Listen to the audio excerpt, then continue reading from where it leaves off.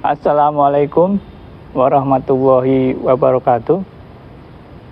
Alhamdulillah kita bertemu lagi. Semoga kita semua diberi kesehatan ya.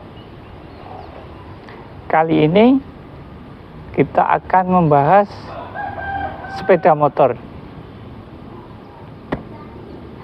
Honda Grand Impreza tahun 2000. Motor ini keluaran dari Honda ya. Kalau untuk seri Grand ini sudah yang kesekian, generasi yang kesekian. Kalau nggak salah, Honda Grand itu terbitnya pertama kali tahun 91. Kalau salah dikoreksi ya. Ini yang seri tahun 2000. Honda yang sebelumnya untuk series bebek ini ya, Super Cup ya, itu awalnya dari Super Cup 700, kemudian Honda Astrea 800, kemudian Astrea Prima. Sebelum Astrea Prima ada Astrea Star. Astrea Star ke bawah itu shock depannya itu belum teleskopik ya, masih kayak pakai lengan ayun, ada pernya itu. Kemudian setelah Astrea Star itu terbit Astrea Prima. Nah, Astrea Prima itu sudah mulai memakai shock depannya itu teleskopik sampai sekarang ya, sampai generasi Supra. Setelah Astrea Prima, kemudian terbit Astrea Grand. Nah, Astrea Grand yang ini itu tahun 2000 ya. Jadi terkenal dengan atau sebutnya Astrea Impreza. Honda Astrea Impreza. Ciri dari Astrea Impreza tahun 2000 itu warnanya itu hitam semua ya. Maksudnya decknya ini juga hitam. Kalau tahun-tahun awal ini itu putih. Deck untuk penahan air, penahan lumpur itu putih. Kalau sejak tahun 2000 atau yang ini Grand Impreza itu sudah mulai hitam. Jadi full hitam semua ya.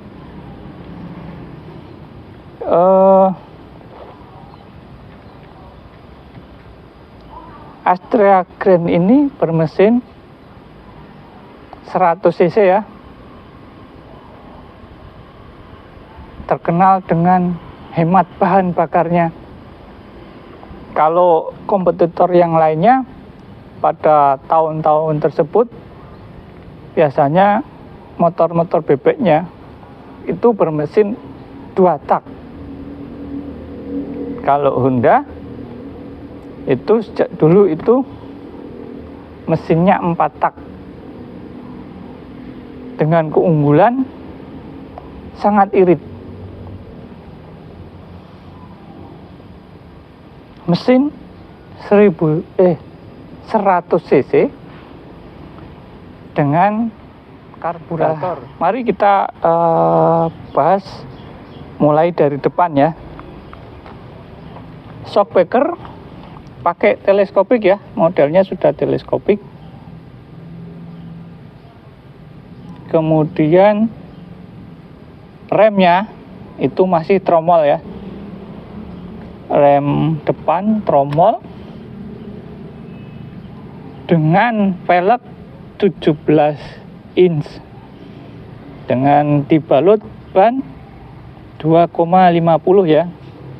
Ini kembang bannya ini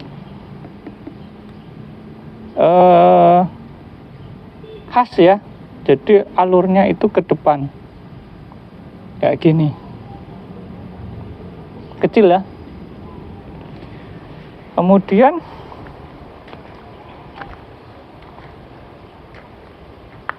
tampang depan lampu utama, kemudian ini lampu kota ya, atau lampu senja. Ini rating. Ini ada tulisan Honda Astrea ya, masuk keluarga Astrea Impreza ya. Ini motor masih ori ya. Kemudian kita lihat kokpitnya ya. Untuk dashboard motor ini ada spion kanan kiri, kemudian handle gas, kemudian ini rem ya, rem depan yang untuk kontrol rem tromol ya. Kemudian di sini ada tombol lampu utama, ini mati, ini P itu saya nggak tahu artinya apa ya, tapi kalau P ini yang nyala itu lampu senja atau lampu kota ya. Kemudian ini lampu utamanya. KL itu apa ya, saya juga nggak tahu. Kemudian ini ada tombol start ya. Tahun itu sudah ada starter elektriknya ya. Kemudian yang ini lampu deket, lampu jauh. Ini lampu sign. Ini tombol apa namanya, klakson ya, coba ya. Nah tuh, ini kemudian ke sini mulai dari starter elektrik dulu ya, kita starter ya. Nah, ini di dashboard ada speedometer sampai 120 km per jam ya. Cuma mungkin dengan kondisi sekarang kayaknya nggak mungkin deh sampai 120 km per jam kecepatannya, dan juga sangat berbahaya ya, karena motor ini pengeremannya depan belakang masih tromol. Kemudian ada indikator bensin ya, fuel ya. Ini indikator bensin. Ini ada odometernya sampai berapa kilometer ya. Kemudian di tengah itu ada garis merah yang setengah lingkaran, ada angkanya 1, 2, 3, 4. Ini mungkin penggunaan giginya ya, gigi 1 sampai 21, gigi 2 sampai 40, gigi 3 sampai 70 dan seterusnya. Tapi kayaknya indikator ini kayaknya nggak pas deh dengan pelaksanaannya sehari-hari ya. Paling gigi 1 hanya mungkin 5, hanya jalan langsung pindah ke gigi 2. Gigi 2 pun hanya mungkin sampai 30 atau 20 dan seterusnya. Kayaknya nggak ngikutin ini. Kebanyakan pengguna di Indonesia nggak mengikutin indikator ini ya. Kemudian di sini ada netral nih, ada netral. Ketika gigi netral itu akan nyala hijau. Kemudian sign rating kanan, rating kiri. Kemudian ada lampu utama. Dan ini nyala ya, kelihatan nggak ini? Oh kelihatan nih, nyala lampu jauh, lampu deket, lampu jauh ya. Kemudian di tengah ini ada indikator top gear. Tapi untuk motor ini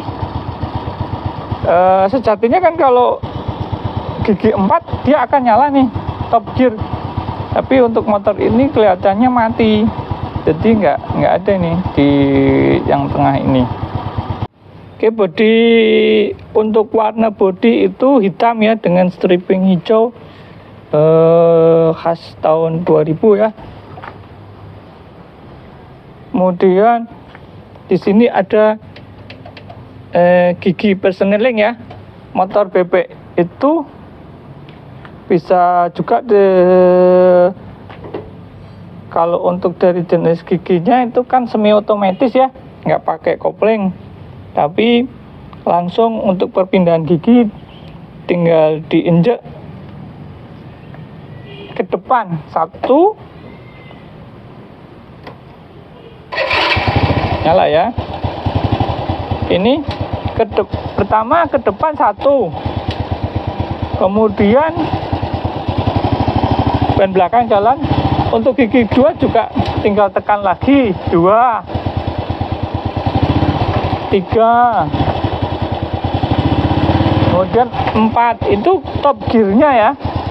Nah, untuk teknologi Honda kalau pada tahun ini, tahun 2000 ini untuk motor ini itu kalau gigi 4 terus berhenti langsung mau netralkan itu tinggal dimasukkan ke depan lagi. Ini kan netralnya manu ya. Itu untuk menetralkan bila langsung berhenti ya dari gigi 4 itu bisa langsung dinetralkan, tekan ke depan satu kali. Nah, ini. Jadi ketika gigi 4 terus kok berhenti, nggak usah menurunkan gigi ke belakang satu persatu, tapi langsung gigi tekan gigi satu kali ke depan, itu akan netral. Kalau mau menurunkan gigi 1, 2, 3 terus mau ke 2 kan harus ke belakang nih. 1, biasanya kan gigi turunkan kan ke belakang ya. Kalau ini motor ini kalau sudah 4, ini gigi 4 ya. Ini kan netral, belum netral nih, gigi 4. Nah, tekan ke depan satu kali, tekan ke depan satu kali, itu akan otomatis netral. Kemudian di sisi kiri ini ada standar sampingnya juga. Di selain standar tengah ya, ada standar samping. Kemudian untuk Honda Astrea Impreza ini footstepnya yang bonceng itu sudah ada tempatnya sendiri ya, yang ditempatkan di porosnya sama di sini ya, tidak lagi di swing arm. Jadi ketika ada jalan geronjalan itu, kaki yang bonceng itu tidak ikut swing arm mengayun, tidak, jadi tetap stabil ya. Cukup sangat membantu ya untuk pemboncengnya ya, kenyamanannya. Untuk motor bebek ini kan pakainya penggerak belakang pakai rantai ya. Jadi rantainya ini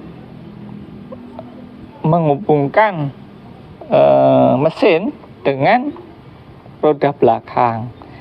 Nah, untuk motor ini rantainya ditutup ini, jadi namanya tengkas ya. Jadi aman untuk yang bonceng ya, terutama yang ibu-ibu atau cewek-cewek yang pakai rok yang boncengnya itu miring, karena di Indonesia itu sering kali itu yang bonceng itu posisinya miring. Jadi yang roknya itu nggak akan kegulung sama rantai.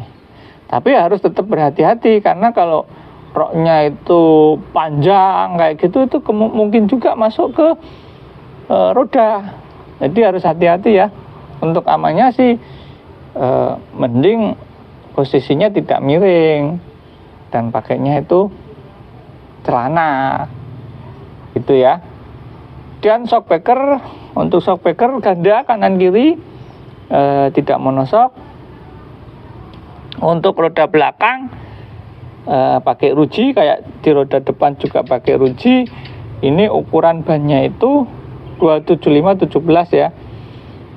Selisih sedikit, kalau depan itu 250/17, kalau yang belakang 275/17. Untuk ban belakang ini tapaknya, ini modelnya kayak gini nih, standar yang dari dulu kayak gini. Jadi kayak dual purpose ya, kotak-kotak tahu kayak gini.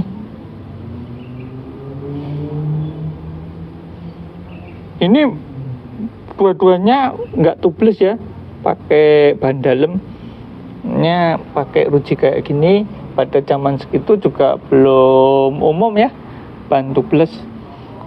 Untuk bentuk rem belakang atau buritan ini lampunya ada lampu rem, lampu sein kanan kiri ya. Coba kita nyalain ya. Ini lampu rem.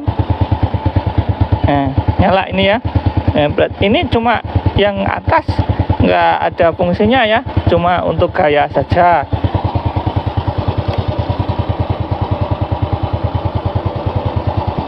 Sein kanan kiri ya. Untuk sisi sebelah kanan dari belakang ya, ini rem belakangnya tromol dengan mekanis ya, nggak pakai hidrolis. Depan belakang juga nggak pakai hidrolis, pakainya mekanis.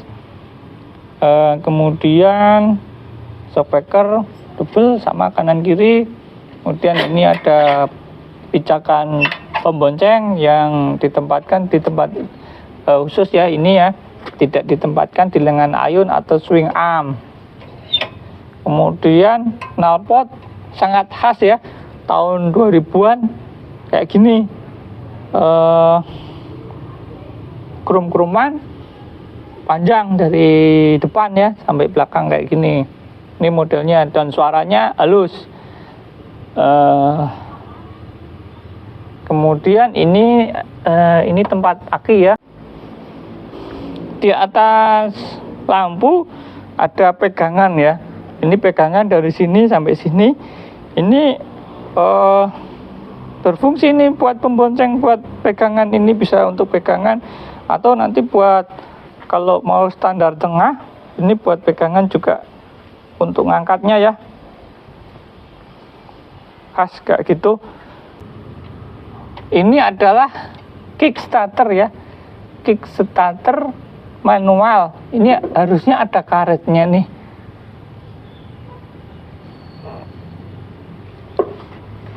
Ini kickstarter ya, kickstarter manual. Ini harusnya ada karet pembungkusnya nih.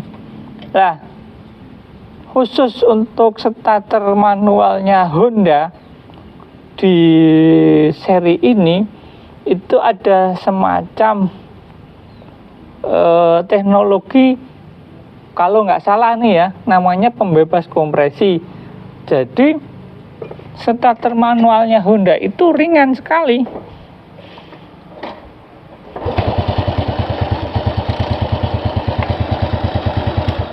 Tidak berat ya.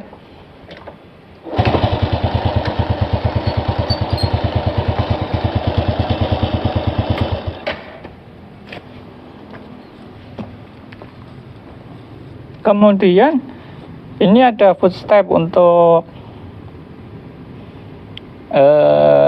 pengemudi ya.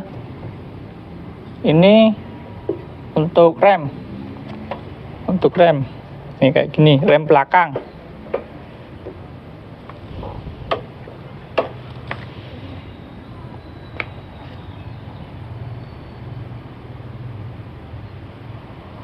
Ini mesinnya cukup kompak ya, 100 cc. Ini tempat masukan untuk oli, bila ganti oli. Model-model mesin ini itu nggak berubah-ubah kayak gini terus sejak dari awal ya, mungkin tahun 91-an itu atau sebelumnya. Kalau seri Grand kan 91 ya kayak gini terus sampai Supra. Konfigurasinya kayak gini, lurus ke depan ya, nggak miring atau ke atas kayak motor manual lah, motor laki ya. Kalau ini kan frame-nya namanya underbone ya, frame-nya dari sini ke bawah sini. Ini karburator ya, karburatornya Honda Grand ini sering umumnya masalah kalau motornya sudah tua. Ini motor sudah berumur 22 tahun ya kurang lebih. Itu biasanya kalau berhenti lama itu banjir ya, bensinnya itu keluar banjir, akhirnya kan susah distarter atau malah mogok. Lah, untuk mengakali atau jaga-jaga agar jangan banjir, itu kalau berhenti lama ini kerannya itu ditutup. Ini kan kalau kayak gini kan posisi terbuka ya, ini ditutup nih kayak gini. Nah, ini akan membantu untuk starternya atau bensinnya itu tidak membanjiri karburator, karena mungkin karena sudah aus ya, jadi pelampung dan jarum pelampungnya itu sudah aus, tidak menutup bensinnya. Lah, manualnya ketika berhenti lama kerannya ditutup, tapi jangan lupa kalau nanti jalan itu dibuka lagi, karena kalau nggak dibuka ya mungkin berapa ratus meter akan berhenti mogok kayak gitu. Bila nggak tahu, wah kok mogok, padahal hanya untuk keran karburatornya lupa tidak dibuka. Itu masalah yang biasa terjadi di motor-motor tua ya. Kemudian di sini juga ada cuk nih. Cuk itu digunakan ketika starter masih dingin ya. Jadi dibutuhkan campuran bensin yang kaya. Akhirnya ini dicuk. Penggunaannya gini. Ini cuk, untuk teknologi yang dulu kan masih ada cuk. Untuk nomor mesin terletak di mesin bagian kiri ya. Ini di sini nih. Di bawah ya. Untuk nomor rangka ada di bawah sini, di balik ini ya. Kita tunjukin ya, dibuka.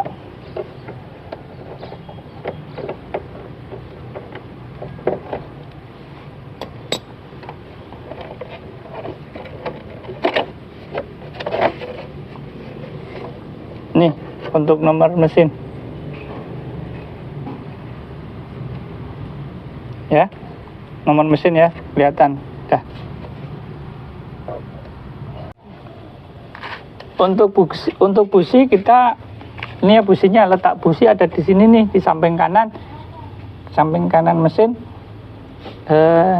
Kita pakainya merek Champion ya. Ini sudah biasa kita pakai ini, cukup baik, jadi tidak berbet-berbet kayak gitu. Ini Champion serinya Z9Y. Entah cocok atau tidak untuk motor yang lain. Kalau kita sih pakainya ini ya. Untuk lubang kunci ada di sini ya. Ini kalau di ini untuk kunci setang, kemudian off, kemudian on ya. Ini on. Untuk ditarik, kuncinya bisa ditarik di off atau di lock ya. Ini kuncinya kayak gini nih, kecil sekali ya. Jadi kebanyakan atau yang sudah berumur itu ketika di on kan jalan, karena sudah aus, ini kunci bisa jatuh. Kalau ini kayaknya udah diganti, jadi nggak jatuh ya, nggak bisa ditarik ketika on, nggak bisa ditarik. Lah, solusi ketika ini sudah aus, banyak kan dikasih tali, taruh di sini nih, dicandelin sini. Jadi kalau misalkan lepas itu nggak jatuh ke bawah. Untuk jok ini nyaman ya, cukup nyaman karena ini cukup tebal. Untuk boncengan, untuk rata-rata ukuran orang Indonesia itu cukup untuk ketinggiannya maupun panjangnya ataupun lebarnya itu cukup ya. Untuk buka jok, ini ada kunci di sebelah kiri ya, belakang ini untuk buka jok. Nah, ini penampakan di bawah joknya ada untuk lubang ngisi bensin ya. Kemudian ini ada kaitan, ada 2. Ini untuk naruh helm ketika parkir ya, bukan ketika untuk jalan. Kemudian ini ada tempat toolkit ya, tempat toolkit. Oke, ini behel untuk dudukannya ada di sini. Ininya sudah pakai plastik ya, nggak pakai logam untuk di bawahnya. Untuk pajak per tahun, motor ini cuma 83.000. Murah ya. Posisi riding cukup nyaman ya, kayak gini. Tinggi badan saya kurang lebih 165, rata-rata orang Indonesia.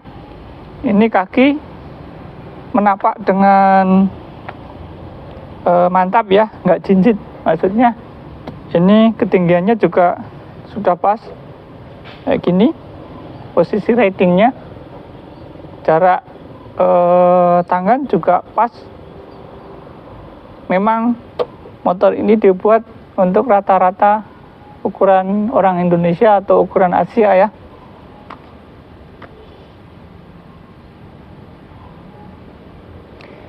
Oke,